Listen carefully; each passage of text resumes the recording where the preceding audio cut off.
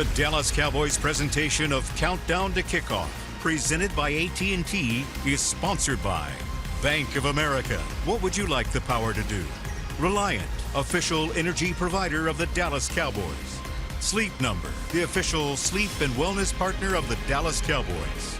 Yeti, officially licensed Yeti cowboy gear, is now available at Stadium Pro Shops, concessions, and on Yeti.com. And by AT&T, the official sponsor of the Dallas Cowboys.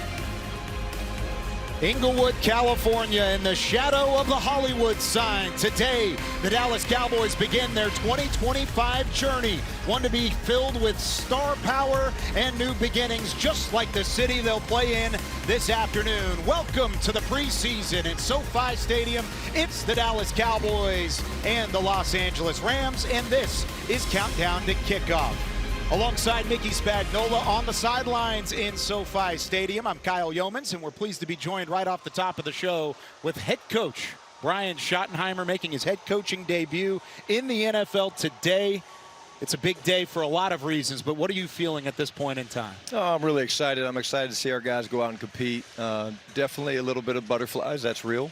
But at the end of the day, we've put a lot of work into this and excited about the step. Brian, we've gotten to watch Joe Milton for 3 weeks. You've got to watch him for 3 weeks. What are you hoping to see from him tonight, getting an opportunity to play in an NFL game? This is no longer a scrimmage. Yeah, I would think the consistency of leading the team, of driving, we call it driving the car. You know, you're leading these other 10 guys. You're trying to go and put the ball, move the ball down the field, put it in the end zone. I think the consistency, he's going to make some mistakes like we all will. I will. First-time head coach, but just the consistency of Joe. I mean, he's had a really good camp, and I'm excited to watch him play because he plays the game the right way. So one of the things that you talked about after the scrimmage is you wanted to see your team be more physical.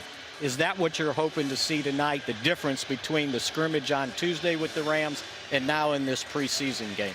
Yeah, I think so, Mickey. But I think at the end of the day, there's different ways of being physical. You know, I mean, I think, you know, we want to see Joe play a little bit. And what's that mean? It means we're going to sling it around a little bit. We definitely want to play physical. We had a great practice 2 days ago, very, very physical practice where the guys got after each other pretty good.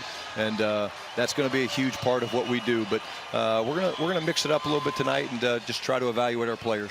We heard a clip from Dak Prescott at the top of this broadcast talking about that competition and competing every day at training camp. It's easy to get up for a game situation like this, but leading into this, how do you feel like the guys have responded throughout the offseason and then training camp about that message you're trying to send? They bought in, and, you know, they didn't need to buy in per se, but we don't give them many choices, right? We're always competing, whether it's ping pong, whether it's putt-putt, whether it's basketball, whether it's practice. In the meetings we compete, and so it truly is the central theme of the program. And you can't play this game at a high level if you're not a competitor, because it's a tough game for tough people. And it's been fun for me to watch these guys really buy in, and we'll have some guys competing their tails off tonight. And, of course, that competition does go onto the field as well. Plenty of position battles that you as a coaching staff are going to sort through as these next 3 weeks roll on. How valuable are these games to get a real game look on a lot of these guys as they try and make the roster? Well, they're invaluable, and they're invaluable for different things. On the defensive side of the ball, we actually see who can tackle.